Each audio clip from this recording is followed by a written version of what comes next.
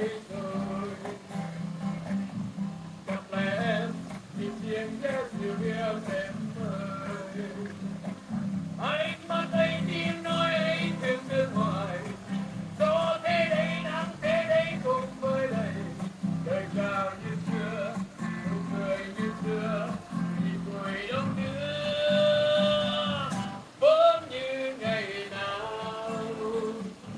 Ta yêu nhau từ Buôn Ma Thuột, hừ ha, hừ ha, hừ ha. Còn thương nhau về Buôn Ma Thuột, hừ ha, hừ ha, hừ ha. Em cao nguyên huyền thoại, em cao nguyên khó dài, một cao nguyên ở trong tôi vừa gần gần vừa xa tôi.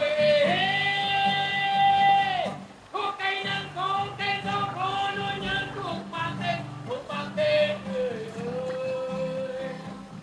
Gặp lại em mùa mưa có từng xưa đấy thôi.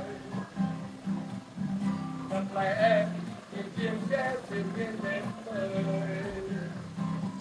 Anh bắt ấy tiếng nói ấy thương thương hoài. Gió thế đây nắng thế đây không khơi đầy.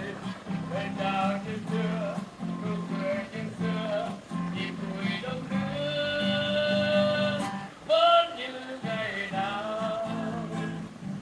Ta yêu nhau từ Buôn Ma Thuột, hừ ha, hừ ha, hừ ha. Còn thương nhau về Buôn Ma Thuột, hừ ha, hừ ha, hừ ha. Em cao nguyên